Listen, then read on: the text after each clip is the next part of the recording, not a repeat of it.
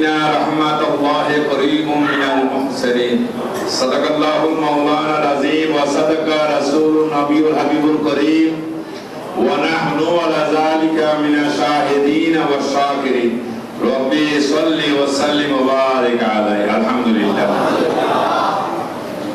উত্তর হালিশহর নতুন পাড়া চট্টগ্রাম হস্ত দরবারে আজম কমপ্লেক্সের উদ্যোগে এই দরবারের প্রতিষ্ঠাতা হযরত ফজল আহমদ আল কাদির রাহমাতুল্লাহ আলাইহি পবিত্র ওয়াফাত বার্ষিকী ওরস মোবারক হাদিয়া শরীফুল কাইজিত আজকের এই ইমানি ইরফানি রুহানি মাহফিলের সম্মানিত উলামায়ে কেরাম, সম্মানিত শ্রোতা মণ্ডলী, পুনরায় সালাম দিচ্ছি। আসসালামু আলাইকুম ওয়া রাহমাতুল্লাহি ওয়া বারাকাতুহু।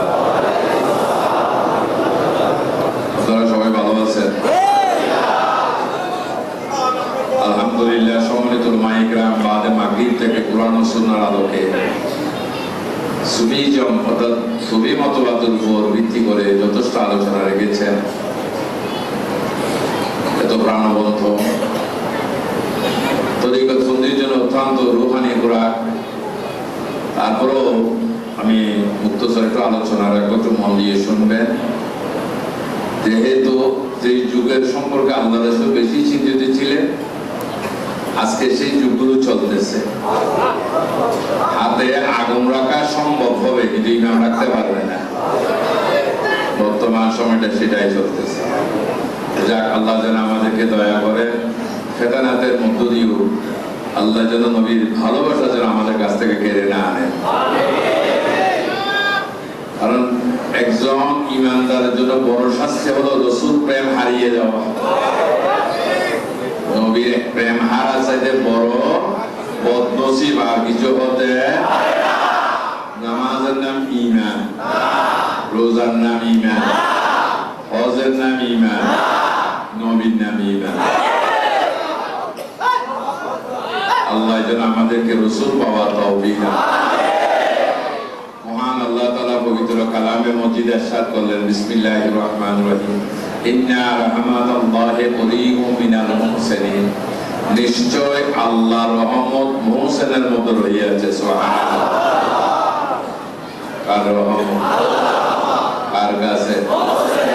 এবার মুহসিন রাখা, যেখানে কোরআনে স্পষ্ট দলিল, বিসমিল্লাহির রহমানির রহিম, ওয়া মা আরসালনাকা ইল্লা রাহমাতাল লিল আলামিন। আল্লাহ যে রাসূলকে সর্ব জাতির জন্য রহমত হিসেবে পাঠাইলেন, আবার সেখানে মুহসিন কারা বা তাদের কাছে কোন রহমত? যে সম্মানিত মাওলানা সাইদি সাহেব এই আয়াতের উপর আলোচনা রাখলেন, মাঝে মাঝে তরিকতের উপর দিয়ে একটু পুরালো দান করলেন। পানি যেমন মাপ, যেমন পানি ছাড়া অসল, তরিকা বন্দি যারা তারা ফায়েজ ছাড়া অসল। এই জন্য ফায়েজটা পাওয়ার জন্য বিভিন্ন মাধ্যম উপায়, তার মধ্যে একটা হলো আশিকের জন্য বড় বিষয় হলো প্রেমের একটা করা খরচ সামান। এটা কিন্তু প্রেমিকের জন্য, সবার জন্য না। এই বিষয়ে কিন্তু হাদিস শরীফ আছে। আল্লাহ রাসূল বলেছেন, সামা কোন সম্প্রদায়ের জন্য ফরজ, কারোর জন্য সুন্নত, কারোর জন্য মুস্তাহাব, আর কারোর জন্য হারাম ঘোষণা করে দিয়েছে। ইসলামী ফাউন্ডেশন কর্তৃক প্রকাশিত 1976 সালে একটা বই, যার নাম আধ্যাত্মিক জীবন। এই বইটার মধ্যে হাদিসগুলো উল্লেখ করেছেন। পরবর্তী সরকারগুলো তাদের সুবিধা আদায় করার জন্য এমন কিছু মানুষকে দলবদ্ধ জড়িয়েছিলেন, যারা তাদের সুবিধা আদায় করার জন্য ওই দলগুলোকে ধোঁকা দিয়ে পরবর্তী সমস্ত সুবিধাদের উপর ভিত্তি করে লিখনীগুলোকে ঢেকে দেওয়ার চেষ্টা করেছিলেন। এই প্রসঙ্গে হুজুর গাউসুল আব্দুল কাদের জিলানী রাহমাতুল্লাহ বলতেছেন, বাদশাহ মোরে করিল প্রভু সকল ওলি কুতুবদের তরিকা মোর রহিবে জারি, হক না যত রকম বের। সুবহানাল্লাহ। আল্লাহ তাআলা আমি গাউসে পাককে সমস্ত আউলিয়া মাশায়েখের উপর বাদশাহী দান করেছেন। তোমরা যত রকমের ফিতনা ফেরকা তৈরি করো না কেন, আমার তরিকা ইনশাআল্লাহ জারি থাকবে। এই বিষয় কেন শুরু করলে সাদে সিবা নিয়ে যাও এবারে গ্রহণ নজর মামার কাছে যাও, মামার কাছে সাথে তুই করে শুধু এটা গড়ি গড়ি এটা কি করবেন আপনি? এটা তো গড়ি, এটা দর্শে পারি সালাতুলিয়া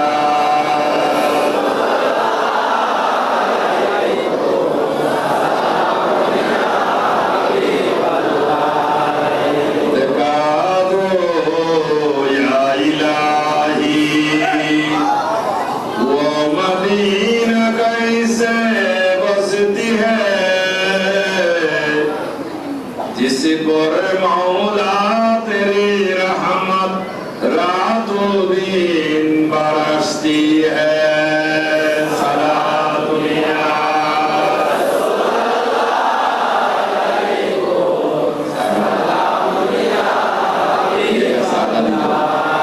हबीबे किबरिया तुम हो शफी आसिया तुम छोड़ कर कहाँ जाऊं बता दो या रसूल अल्लाह सलातुलिया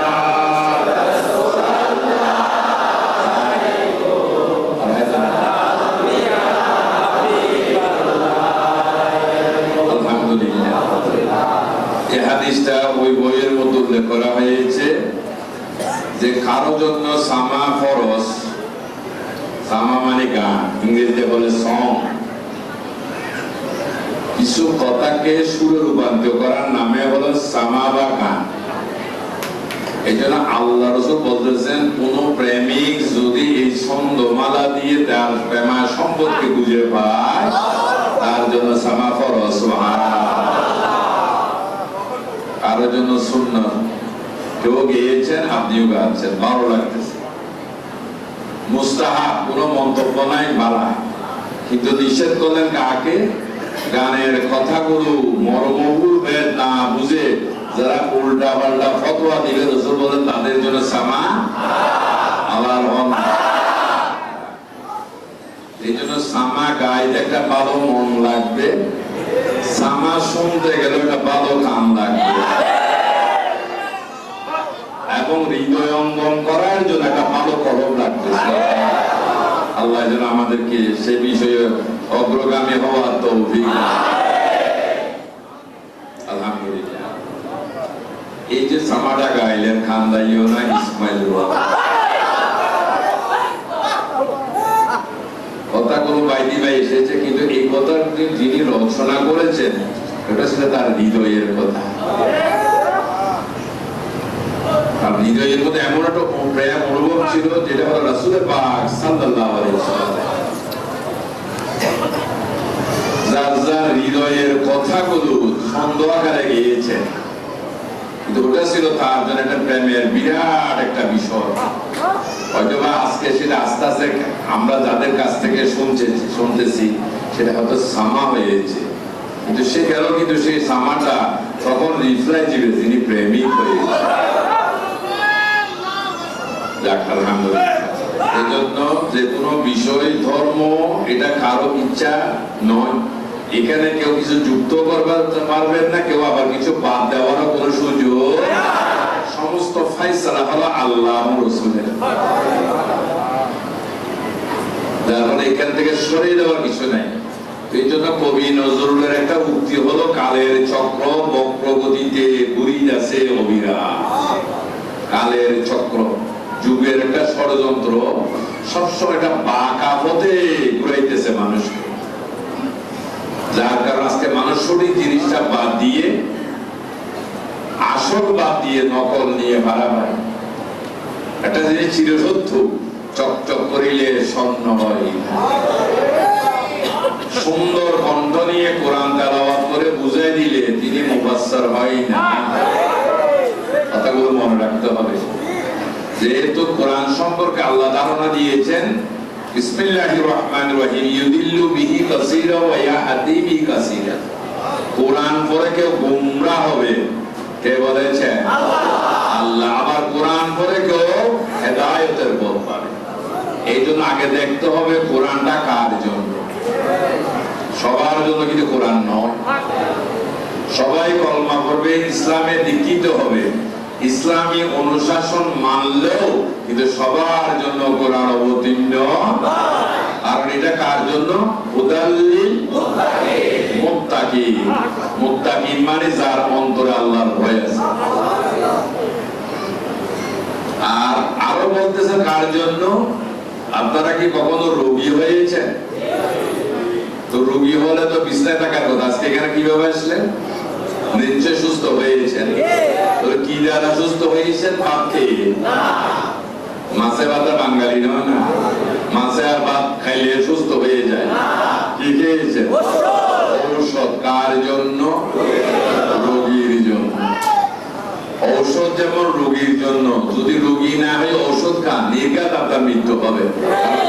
ঔষধের অবন্যা বিষ, পয়জন। সেই জন্য ওষুধ খাওয়ার আগে যেমন রোগী হতে হবে, কোরআন নেওয়ার আগে আপনাকে মুমিন হতে হবে। যেহেতু আমাদের আজকের বক্তা, যিনি এশারের ইমামতির জন্য আমিও বলেছিলাম, উনি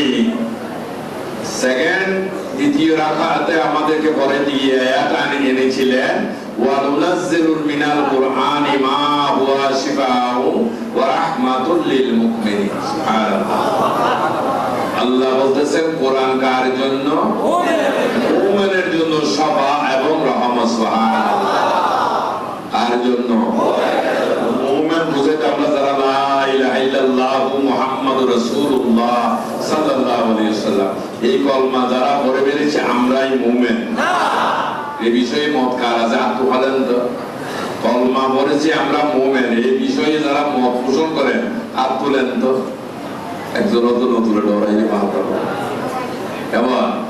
কলমা পড়লে কিন্তু মুমিন হওয়া যায় না, কারণ মুমিন দাবি করার আগে বুঝতে হবে যে আল্লাহ নিজেও মুমিন দাবি করেছেন। সুবহানাল্লাহ।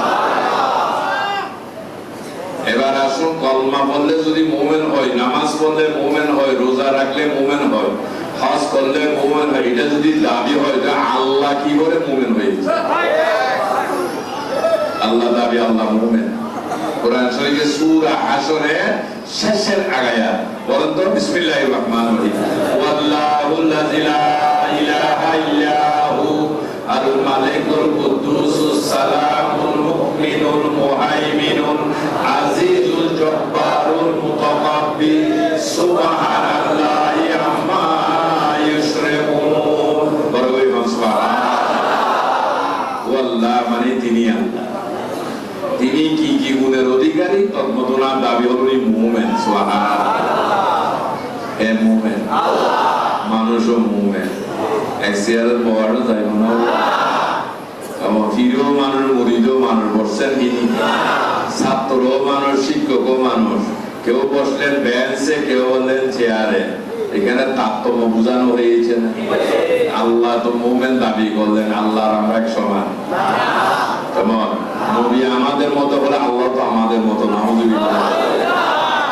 কুরআনের এই আয়াতে আল্লাহ আমাদের মতো না, আল্লাহ মুমিন তো। কথাটা বুঝবেন কিভাবে? আমরা সিটাগার একটা গান গাইয়ে দেবা, মেঘে মধু হয়ে গান ছিল। কেমন? এটা এখন বাস্তব হয়ে গেল। বলতেছেন মধু লেভেল ছিল মধুর শিশি, কিন্তু ভিতরে বিষ ছিল। তো মধুর লেভেল দেখে কি খেয়ে ফেললে?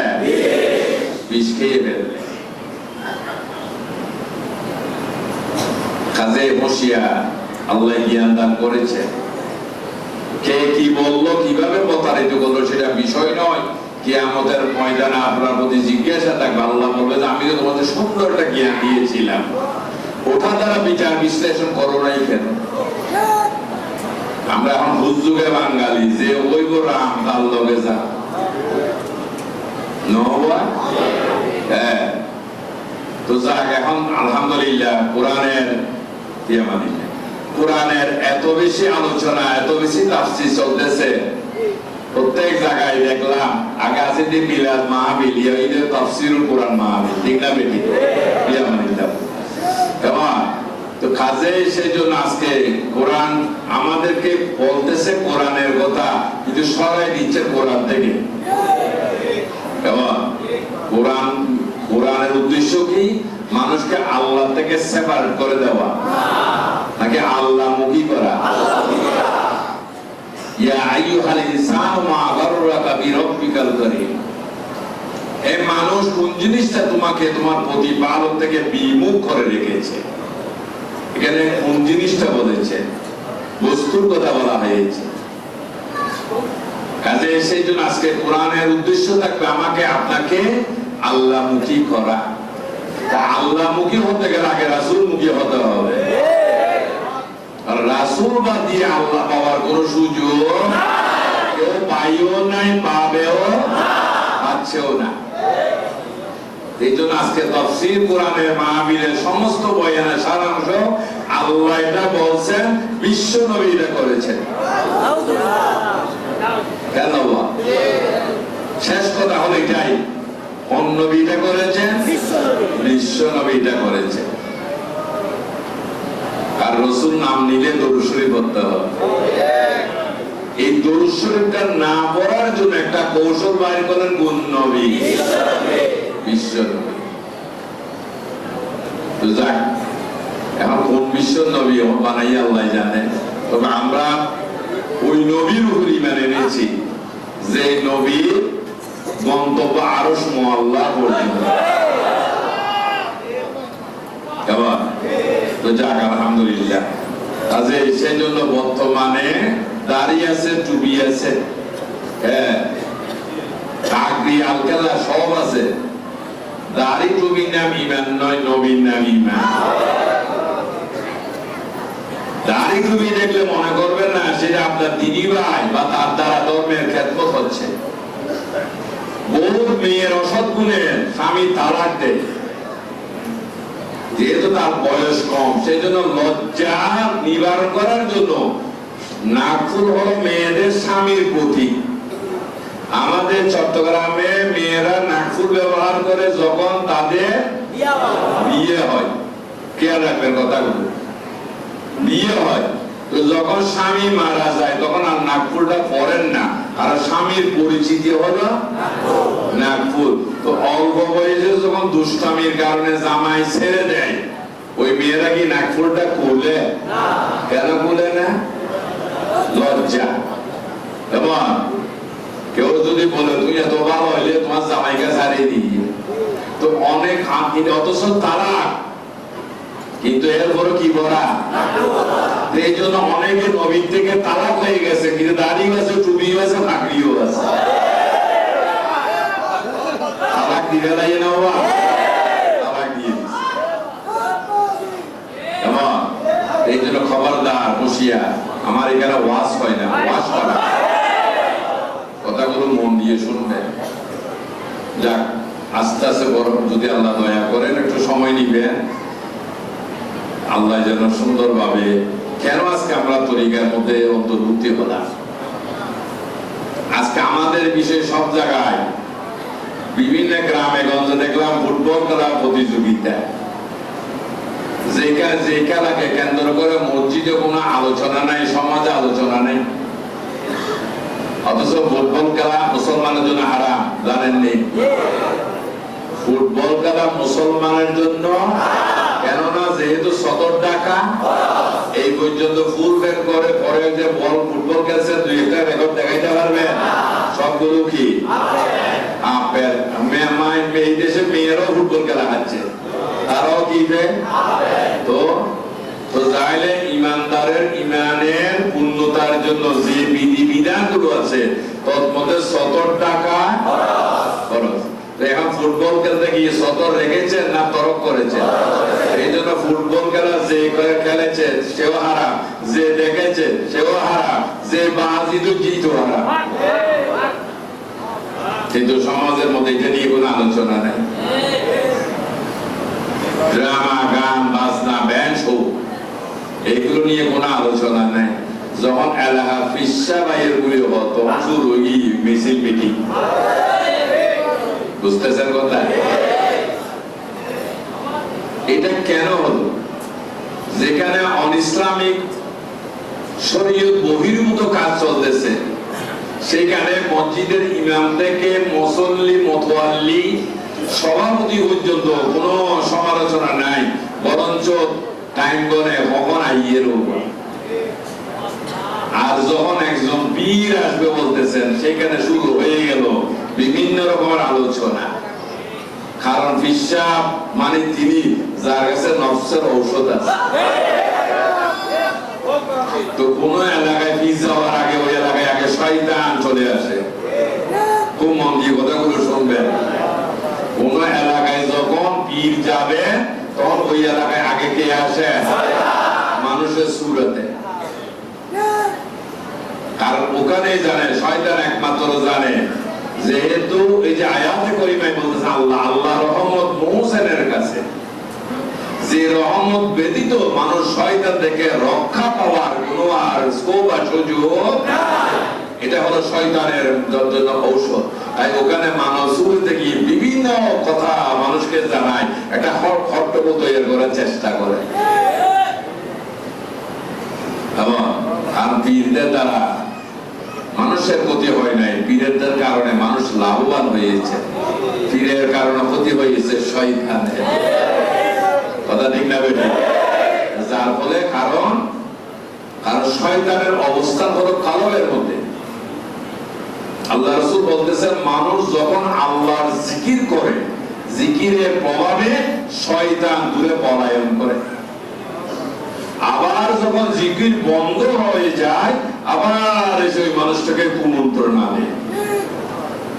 তাহলে শয়তানের অবস্থান কোথায়? কালবে। আর ওই বান্দা যখন আল্লাহ জিকির করে, আর জিকিরের প্রভাবে শয়তান দূরে পলায়ন করে। যখন জিকির বন্ধ হয়ে যায়, আবার শয়তান এসে তাকে কুমন্ত্রণা দেয়। এখানে পীরদের ভূমিকা কি? পীরের কাজ হলো মুখের মধ্যে ক্ষণিকের জন্য জিকির নয়।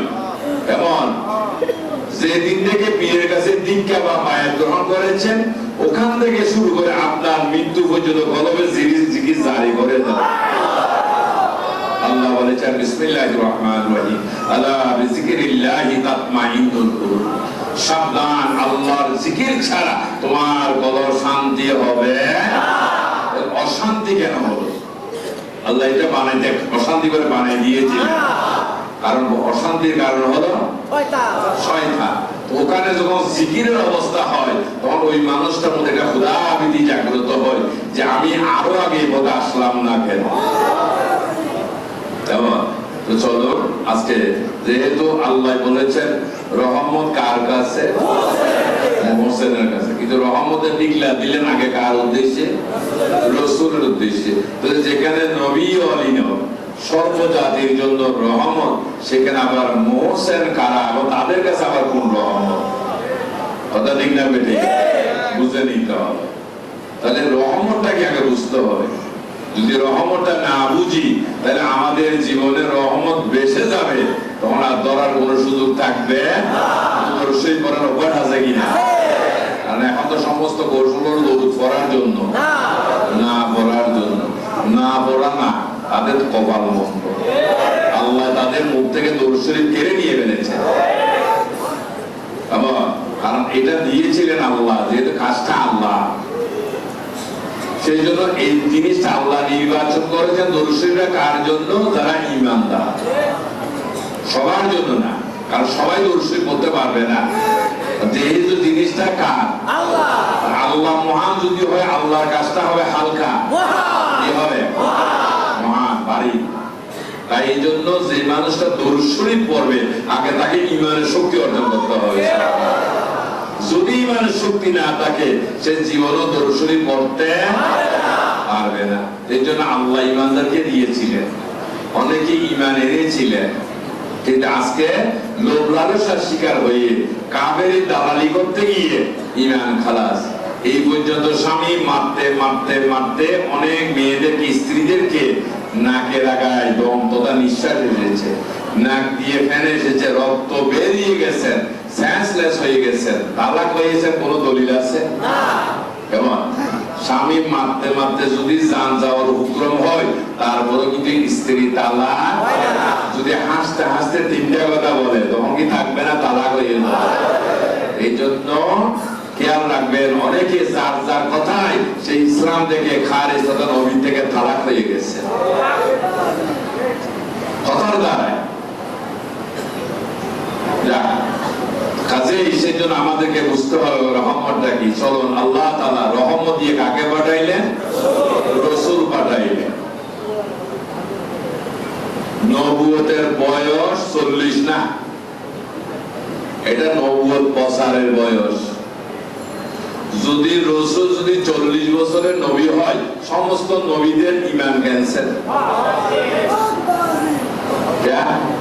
আর প্রত্যেক নবী কলমা পড়েছিলেন লা ইলাহা ইল্লাল্লাহু মুহাম্মাদুর রাসূলুল্লাহ সাল্লাল্লাহু আলাইহি ওয়াসাল্লাম। দুনিয়াতে এসে কোথায় আলেমে আরওয়াহ, ওখানে সমস্ত নবীরা ঈমান আনছিলেন কার উপরে? রাসূলের উপরে। উনি দুনিয়াতে এসে 40 বছর পরে যদি নবুয়ত পেয়ে নবী হন, তাহলে ওনাদের নবুয়তটা ক্যান্সেল হয়ে গেছে।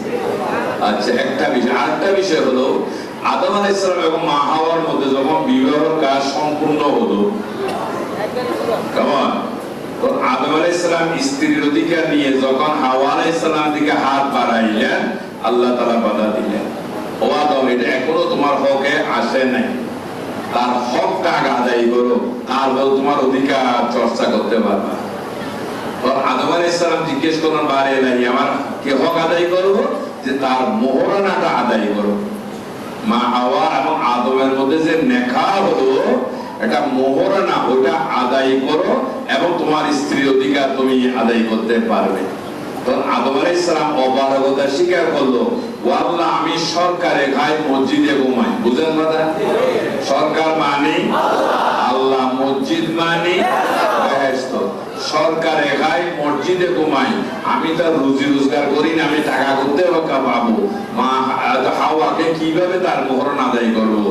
আল্লাহ বলতেছেন, ও আদম, আমি আল্লাহর জাতের কসম যে মুহাম্মদুর রাসূলুল্লাহ সৃষ্টি না হলে তুমি আদমের সৃষ্টি হতো না। ওই রাসূলের উপর গনে গনে 10 বার দরুদ শরীফ পড়ে দাও। সুবহানাল্লাহ। খুব মন দিয়ে কথাগুলো শুনবে। আল্লাহ আদমকে দিয়ে দরুদ পড়াচ্ছেন কার উপর? মুহাম্মদ ইবনে আব্দুল্লাহর উপরে। আমরা কি বলি? সালাতুন ইয়া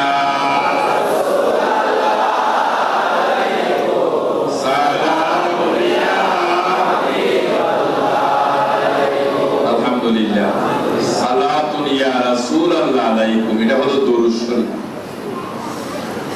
হে রাসূল, আপনার প্রতি আল্লাহর রহমত বর্ষিত হোক। সালামুন ইয়া হাবিবাল্লাহ আলাইকুম, এটা হলো সালাম। যেহেতু সাল্লু আলাইহি ওয়া সাল্লিমু তাসলিমা, যেখানে দরুদ পড়তে হবে, সালাম দিতে হবে। তাহলে এই দরুদ শরীফের মধ্যে দুইটা জিনিস আছে। প্রথম অংশটা হলো দরুদ শরীফ, পরবর্তী অংশ হলো সালাম। সালামুন ইয়া হাবিবাল্লাহ আলাইকুম, হে আল্লাহর অন্তরঙ্গ বন্ধু, আপনার প্রতি শান্তি বর্ষিত হোক। সুবহানাল্লাহ। এখন রাসূল যদি দুনিয়াতে এসে যদি নবী হন 40 বছর বয়সে, তাহলে তা আল্লাহ মহাভুল করেছেন। নাউজুবিল্লাহ। আদমকে দিয়ে দরুদ পড়াইলেন কার উপরে? রাসূলের উপরে। ওই সময় তো বেটা রাসূলও হয় না, তার সৃষ্টিও হয় না। আল্লাহটা বড় বোকা না? নাউজুবিল্লাহ। আজকে যারা সমাজে এই সমস্ত কথাগুলো বলে নিজেদেরকে আহামরি ভাবার চেষ্টা করেছিলেন, আসলে কি তারা কি জ্ঞানী না গাধা? আবার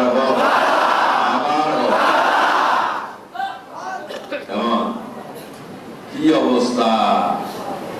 আর বুঝুকে ভাঙ্গা, আগা মাথা বাস বিচার করার বিষয় নাই। বলছে বস, এটাই আপনি একটু চিন্তা করুন না। যদি নবী মুহাম্মদ সাল্লাল্লাহু আলাইহি সাল্লাম দুনিয়াতে এসে 40 বছর বয়সে যদি উনি নবুয়ত প্রাপ্ত হয়, তখনই তো নবী। এবার কথা বুঝো না? কি বুঝো? নবী মানে একটা শক্তির অধিকারী, যে শক্তির নাম নবুয়ত। এই নবুয়তের একটা শক্তি পাওয়ার যেদিন উনি অর্পিত হয়েছেন, আচ্ছা এবার আসেন অফিসে আছেন, ম্যানেজারকে, ম্যানেজার একটা পোস্টের নাম না, যতগুলো স্টাফ আছে সবাই ম্যানেজার,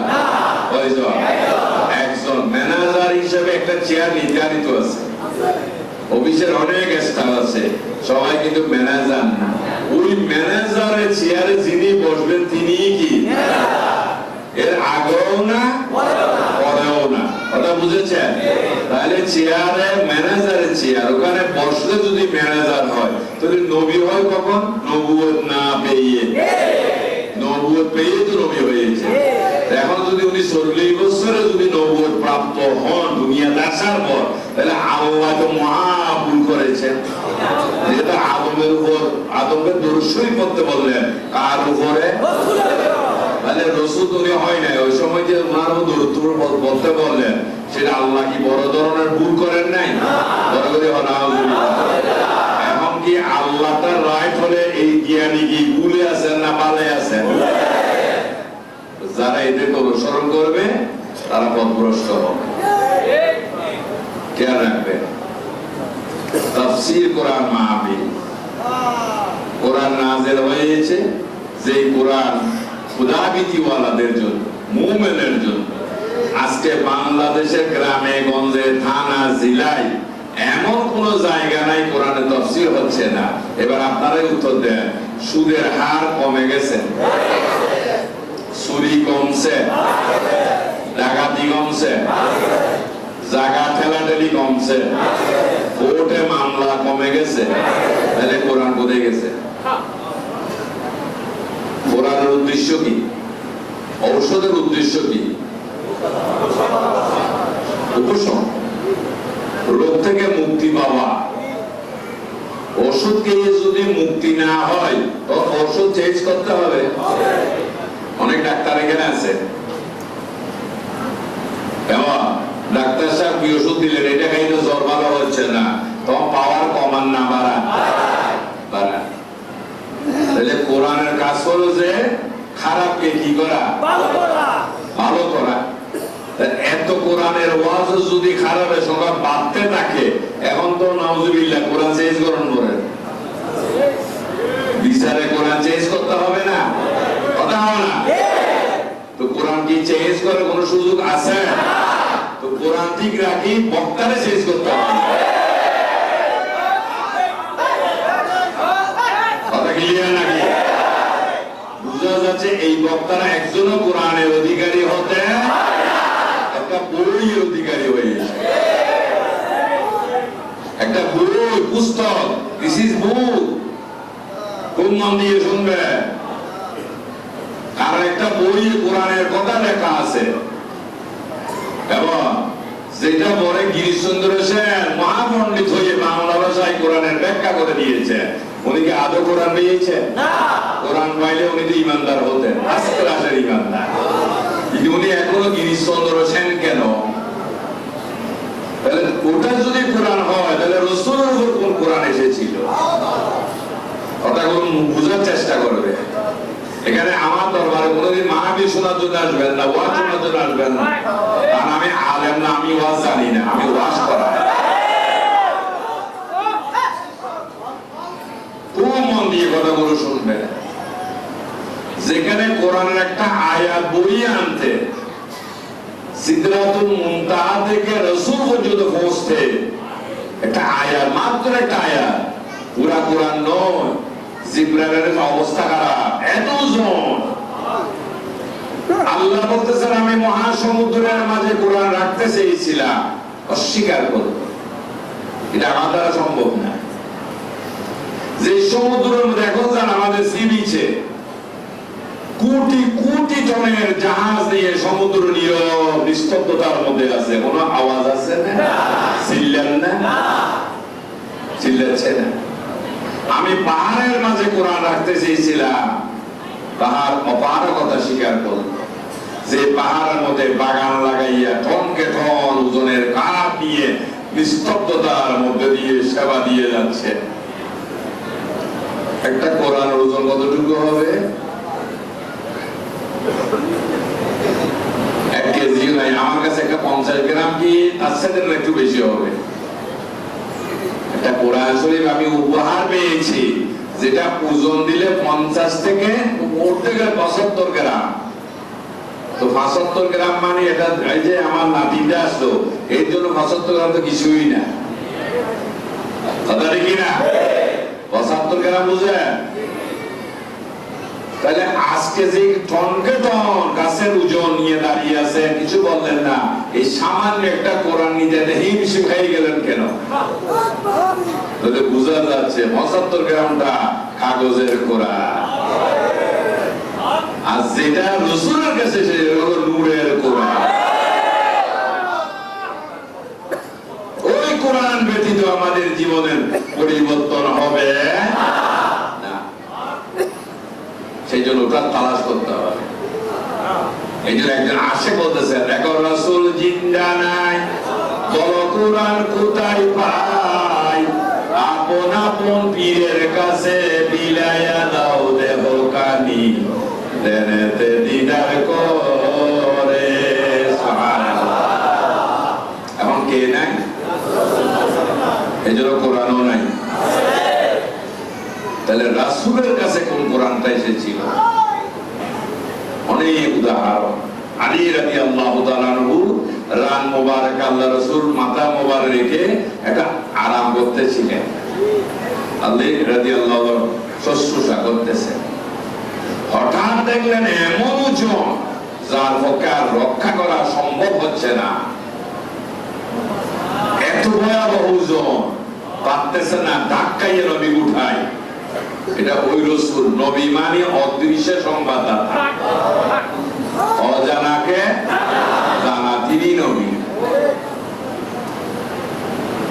আপনারা যদি কেউ যদি কারো কথা যদি বলে থাকে রাসূল আমার মতো, আজকে থেকে তওবা করবে যতক্ষণ আল্লাহ মাফ না করে। কেমন? রাসূল আপনার মতো নয়, বরং আপনাকে তো হতে হবে রাসূলের মতো। রাসূলকে আমার মতো বানানো যাবে না, বরং আমাকে চেষ্টা করতে হবে নবীর আদর্শ, নবীর চরিত্র দ্বারায় আমি নিজেকে ওভাবে যেন গড়ে তুলতে পারি। আল্লাহ চাওয়া হলো উঠায়। তখন আল্লাহ রাসূল উঠে এটা আলীকার পথ থেকে দেখে তাকে এটা মুস্কি হাসি দিলেন। ও আলী, বেশি কষ্ট হয়েছে না? সুবহানাল্লাহ। আলী আশ্চর্য হয়ে গেলেন, ইয়া রাসূল এটা কি? এটাই কোরআন। ওই সময় ওহী নাযিল হয়েছে। বলেন, ইয়া রাসূলুল্লাহ কোরআন এত ওজন? তো আলী চিন্তা করতেছে, আমার উপাধি হলো শেরে খোদা। কেমন? যেই মানুষটা খাইবারে দুর্গের দরজা এক টানে টেনে উড়ায় মেরেছিলেন, যার ওজন ছিল 70 মণ। আর এই যে রাসূল বলতেছে কাকে? যার উপর রাত দিন কোরআন নাযিল হচ্ছে, কিভাবে সামলাচ্ছে? এই জন্য বিয়ারে হাজিরি, বইয়ের রাসূল বাস্তব রাসূলের মতো অনেক তফাৎ। বই পড়ে নবীর হিস্টরি জানবেন, নবী পাবেন না। আসেন না একবার আমাদের বাড়ি, বাস্তব রাসূল পাওয়া যাবে ইনশাআল্লাহ। আমারটা সূরা ধর্ম, আর আমি বাকি যে ব্যবসাও করি না। আল্লাহ বাকি যে ব্যবসা করছেন নি? করেন নাই। আল্লাহ কিন্তু বাকি যে ব্যবসা করেন নাই। যার যার পুরস্কার আল্লাহ তাকে জমিনে বুঝিয়ে দিয়েছেন। তা আপনি আমি কেন বসে আছি? মরলে কবর দিব, আখিরাতে দিব, বাকির নাম গিরেও। আল্লাহ চাচ্ছেন নগদ বেচা কিনা, কিন্তু আমরা বসে সবাই আখিরাতে পাবো। যদি না দেয় তখন করা যাইবে। এই জন্য মুসলমান শব্দ উল্লেখ করেছেন আল্লাহ, ওয়ালা তামুতুন্না ইল্লা ওয়া আনতুম মুসলিমুন। অর্থাৎ সম্পূর্ণ হয়ে আপনাকে নিশ্চিত হয়ে কবরে ঢুকতে হবে। আপনার বিষয়ে আপনাকে গ্যারান্টি দিয়ে ঢুকতে হবে। আমার এক বীর ছিলেন, আজকের থেকে বহু বছর আগের কথা বলতেছি। এই যে চট্টগ্রামের সিডিয়া বলির ভাড়া হয়, সিনেমা হয় না, বলির ভাড়া। কেমন যুগের দায়িত্ব বাল্যনীর মা।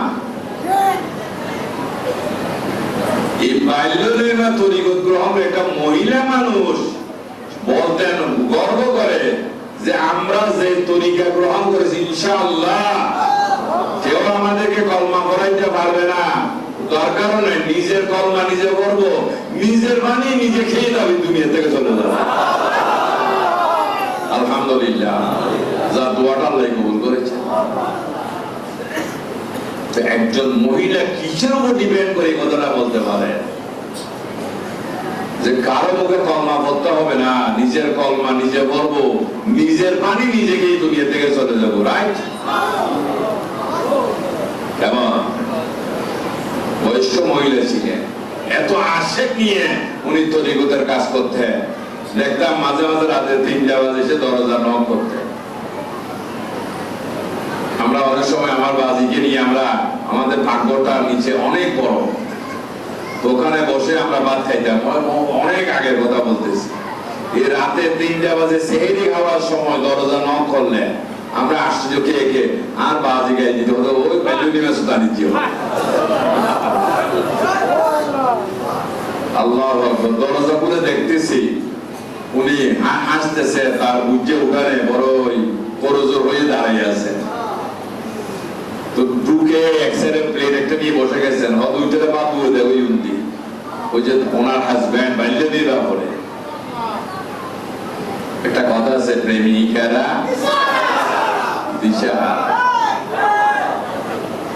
যায়। তো পেয়ারা হাজির, সেই জন্য আজকে আল্লাহ তাআলা যে কোরআন আমাদেরকে দিলেন, সেই কোরআনের চর্চা থাকবে, পড়া থাকবে, কোরআনের আলোচনা থাকবে, কিন্তু মানুষের জীবনে পরিবর্তন। কারণ যিনি আলোচনা রাখতেছেন তিনি কোরআনের অধিকারী নন। কতগুলো আয়াত মুখস্থ করেছে, নাহলে পুরাটাই মুখস্থ করেছে, কিন্তু রাসূলের কাছে তো এক একটা আয়াত এসেছিলেন এত ওজন। জিবরাইল আলাইহিস সালাম প্রমাণ করলেন কোরআনের ওজন কি রকম। আল্লাহ প্রমাণ করে দিলেন, পাহাড়ের মাঝে রাখতে চেয়েছিলেন, সমুদ্রের মাঝে রাখতে চেয়েছিলেন, অস্বীকার করলেন। আলিকার মতো যে দ্বারা প্রমাণ করে দিলেন কোরআনের ওজন কত। কাজে আমাদের জীবনে একটা সুশৃঙ্খল জাতি যদি হতে চায়, ওই কোরআনের আর কোন বিকল্প ব্যবস্থা নাই। কারণ এই কোরআন তিনি সন্তানকে পরিবর্তন করে নাই। আজকে তাফসীর মাহফিলে দেখবেন যে পুরো হালাল হারামের ওয়াজ নাই। বড় বড় মা কয়েকদিন আগেও সপ্তাহটা হয়ে গেল, তারপরে ওই যে টঙ্গী তুরাগ নদীর আরো বড় বড় কোরআনের আলোচনা চলে, কিন্তু কসম খোদা ওই কথাগুলো শুনবে যে একটা হালাল হারামের কথা সেখানে আছে যে কিনা। কারণটা কি? কারণ ওখানে ম্যাক্সিমাম বড় বড় অফিসের কর্মকর্তা কর্মচারী যারা, তারা কিন্তু ম্যাক্সিমাম তাবলীগ করে, আর তারা আবার দেশটার ধ্বংস করতেছে। আবার গাঁটি নিয়ে হদিন বাজার আল্লাহরে ধোয়াইতে বাইরে। তো ওই সমস্ত মাহফিলে যদি হালাল হারামের কথা হয়, এবং একজনও আর মাহফিলে যাইতো না, আর সবটি হারাম কো।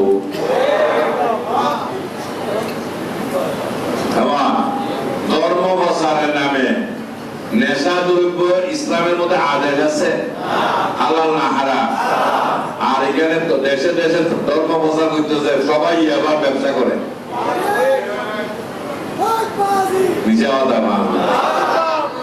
এই আমাদের একটা ছেলে আনোয়ারার পুরস্কার বাড়ি মামলার, ওইটা ট্যাক্সি চালানিটার নাম কি? শাহাবুদ্দিন। এদের বাড়ি কোন জায়গা? হ্যাঁ, জুইদন্ডি। সে বিয়ে করলেন, বউ বা দোহাইতো না, তারা ছাড়তো না। চার কমে কয়বার থাকি নাইলে সারে দিবি, আমাকে ছাড়ো না, যাইতো না। শেষ পর্যন্ত তার নামে নারী নির্যাতন মামলা করলেন। বারবার বলে দেখা 1 ইঞ্চি জায়গায় বড় শোনা বাজ মানুষ শোনাইয়ে যেহেতু একটু বসতে দাও, সবাই যা পশ্চিম দিকে যান, ওখানে অনেক জায়গা আছে। এই যে সবাই একটু নড়েন জায়গার থেকে, পদ্মার লগে যারা বসি তারা উড়ো আছে, এত ইয়া করি দরুদ শরীফ আল্লাহুম্মা সাল্লি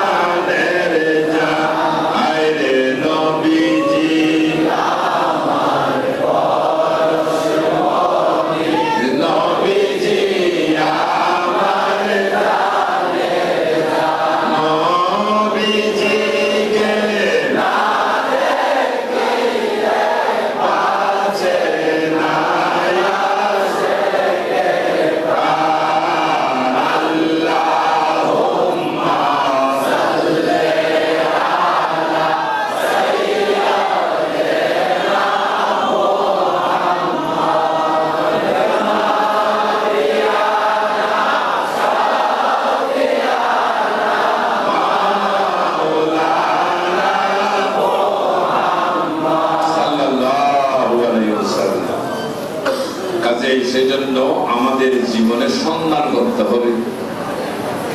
আজকে যখন আপনি অসুস্থ, সুস্থতার জন্য আপনাকে একটা ঔষধ যখন প্রেসক্রিপশনে লিখে দিয়েছেন, সেটা যদি আপনার নিকটস্থ কোনো ডিসপেন্সারিতে পাওয়া না যায়, সেই জন্য আপনি থেমে গেলে হবে, যেটা আপনার সেবা হচ্ছে ওই ঔষধটার ভিতরে। সেই জন্য যথাই সেটা মিলে সেখান পর্যন্ত পৌঁছতে হবে। আজ আমাদের জীবনটাকে সত্যিকার আল্লাহ এবং রাসূলের পছন্দের জীবন যদি করতে চাই, নিজেকে যদি আল্লাহর ইচ্ছার একজন বান্দা হিসেবে করতে চাই, ওই কোরআনের কোনো বিকল্প তাই এই জন্য আমাদেরকে খুঁজতে হবে। রাসূল দিয়ে গেছেন দরকার বশত কোন দেশে যাইতে হবে, যদি তথায় সেখানে একজন সত্যিকারের কোরআনের ওয়ালা পাওয়া যায়। কেমন? তাই পেয়ারা হাজিরি, আমি এটাকে অস্বীকার করতেছি না, যেটাকে আমরা পুস্তক তথা কিতাব হিসেবে দেখতেছি, এটাকে দেখে আসলটা সন্ধান করতে হবে। যেমন পড়া প্যারাসিটামল, এটা পড়ার সাথে সাথে বাস্তবের প্যারাসিটামল যেমন খুঁজে নিচ্ছি, না উপায় নাই। তাই এই কোরআনটা তালাওয়াতের মধ্য দিয়ে সেই কোরআনের সন্ধান করতে হবে, সেই কোরআন ওমরের মধ্যে দেওয়াতে আজকে ওমর লাল।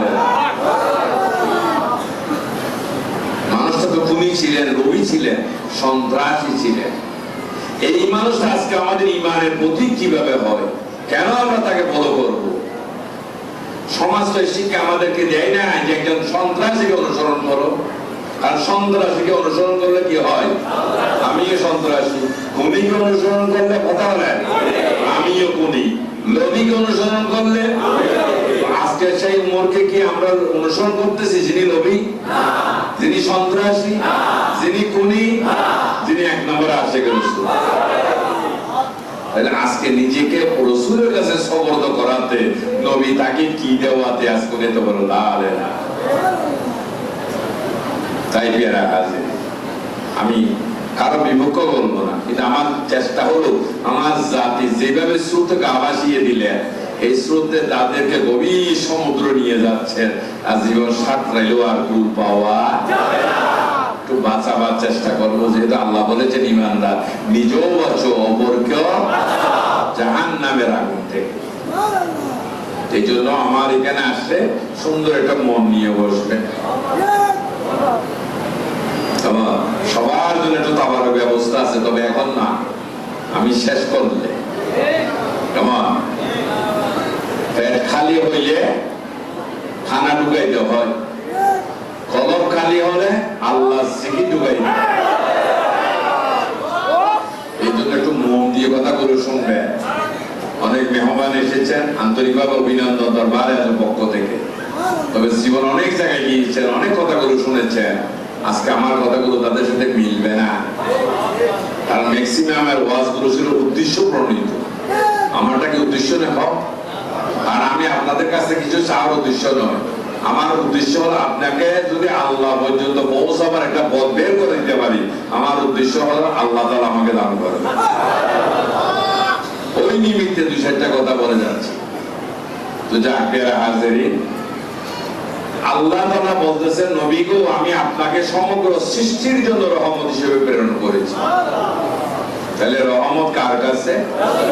রাসূলের কাছে। কিভাবে সেটা অন্যকে দান করলেন? যখন আল্লাহ রাসূলের কথাগুলো যদি বাকি থাকে, যে নবী এখন থেকে আমরা কি বলবো নবী 40 বছর বয়সে নবী হয়েছে? কোনো কথা নাই দ্বারা প্রমাণ করা যাবে। এটা গায়ের জোরে কথা বলেছে। মনে করতেছেন আমি অনেক লেখাপড়া করেছি, আমি যেটা বলবো সব আপনি সেটাই মেনে নিবে। জি না, এক শিয়ালের কোন জায়গায় ফাঁদে পড়ে কি হারা গিয়ে লেজ কাটা গেলে সে চেষ্টা করতেছে বাকিদের লেজ কিভাবে কাটানো যায়। একটা জরুরি মিটিং কল করলেন, তো নিজে কি করলেন, একটা গাছের তাতে ঠেস দিয়ে বসলেন, কেউ যেন বুঝতে না পারে। তো বলতেছেন, মাননীয় সভাপতি, আজকে সবার এজেন্ডা কি? আজকে সবার বিষয় হলো লেস। আমরা কেন লেসটা রাখবো? এটা কি আমাদের জন্য একটা বাড়তি জামালা বিড়ম্বনা নয় কি? তো শিয়ালকে কিন্তু বড় সালাক বলা হয়। কেমন? The fox is very clever. শিয়াল হচ্ছে অত্যন্ত একটা চালাক প্রাণী।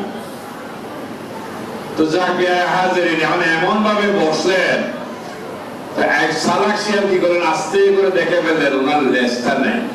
তো বললেন, সভাপতি সাহেব একটু সামনের দিকে আগাইয়া কথা বলেন না। ওকে যাবি লেখা, আমার কথা বলে শুনতেছেন না, ওই না একটু সামনে আসেন। কেমন? যখন সামনে আসে বলে দেখেন তো ওনার লেজটা আছে কিনা। এই শালা হঠাৎ যে মাদক করে লেজ হারিয়ে গিয়ে কৌশল বাইরে যে আর লেজ কেন হারাই ফেললে। এই সমস্ত মুনাফিক আলেমদের কলঙ্ক। কোরআন সুন্নাহকে যারা বিতর্কিত করলেন, কাফেরদের মোটার মোটার অঙ্ক টাকা খেয়ে আজকে যারা ঈমান হারাইলেন, এখন বলতেছেন আমরা এত লেখাপড়া করেছি, আমরা বললে সেটা ভাবলেই শুনবে। জি না, এমন আপনারা যতই চেষ্টা করেন পাবলিককে দুগা দিয়ে আল্লাহ রাসূলের সরাই দিয়ে, জি না, আমরা বেঁচে থাকতেন না।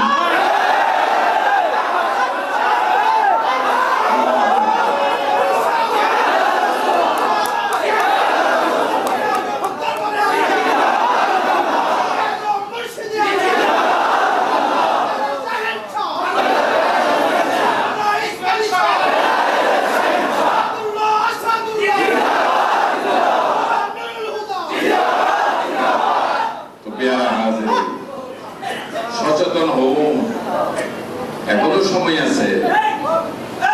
কিয়ামতের আগে দাজ্জাল আসবে, সবাই জানেন তো।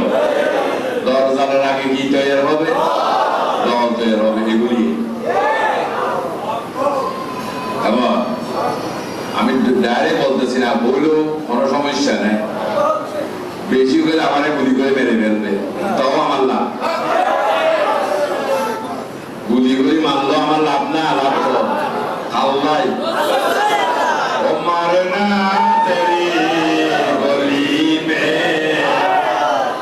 জিনা তেরি গলি মে, হায়াত তেরি গলি মে,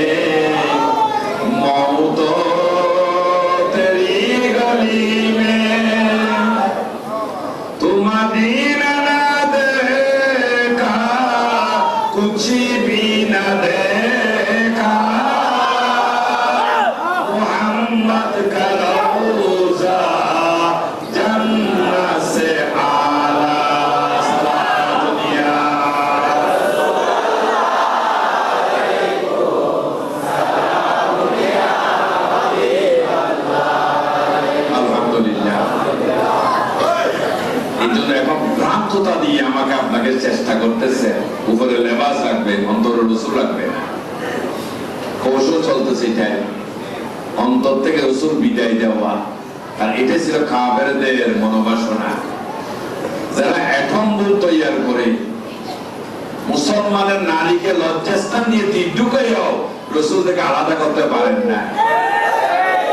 একসময় কিছু কাফেরেরা ঈমান আনলেন। তারা ঈমান আনার উদ্দেশ্য হলো যে তারা মুসলমানকে ধোঁকা দিবেন, নবীকে ধোঁকা দিবেন, হত্যা করবেন মুসলমানকে। এটাই ছিল তাদের ঈমানের উদ্দেশ্য। এই জন্য অতু চতুরমি তারা শুরু করে দিলেন। অল্প দিনে নবীর বিশ্বস্ত প্রিয় হওয়ার চেষ্টা করলেন। এক সময় বলেন, ইয়া রাসূলুল্লাহ, কিছু বিজ্ঞ মুসলমানদেরকে আমাদেরকে দেন, আমাদের এলাকাটা হচ্ছে অন্ধকার, তাদের কাছে ঈমানের আলোটা পৌঁছাবে। এইভাবে তাদের কথা বিশ্বাস করে রাসূল 20 জন বিজ্ঞ সাহাবাকে তাদের সাথে দিয়ে দিলেন।